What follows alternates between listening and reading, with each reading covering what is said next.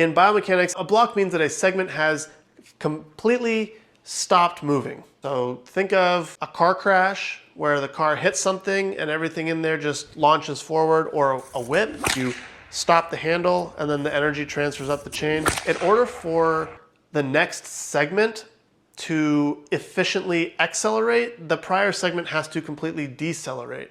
So any time your front leg lands and there's any movement in it whatsoever, you're leaking energy, you're losing energy, which means there's less to transfer to your upper half, which means there's less to transfer to your arm and to the ball, so less velocity, and that's, as we know, not a good thing. So that's what block means. It means when you gotta land, your front leg has to be stiff. Now that doesn't mean it lands completely extended, but it lands and it firms up. And there's some different ways you can go about doing this. There's a lot of people in the big leagues that land open, they land closed. It doesn't really matter. It's just for your body, you need to be able to land and stop your front leg from moving and create a brace around it. The other part of this is actually what sparks all the energy up the chain. And this is the point where you actually start to throw hard or trying to throw hard. You should not try to throw hard prior to this. It's all about positioning prior to this. If you've positioned your hips correctly, the impulse of the front leg hitting will actually drive the hips open on its own.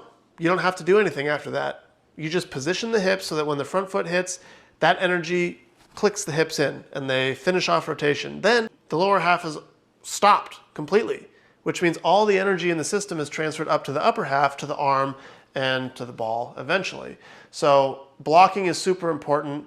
Everyone who talks about, oh, you gotta land on a soft front side, wrong, don't do it. You wanna have an explosive block. You wanna hit and stop as abruptly as possible. You don't wanna land with a stiff front leg that's completely locked out and hyperextend, anything like that. But you want that impact to be violent as long as you've set yourself up correctly beforehand.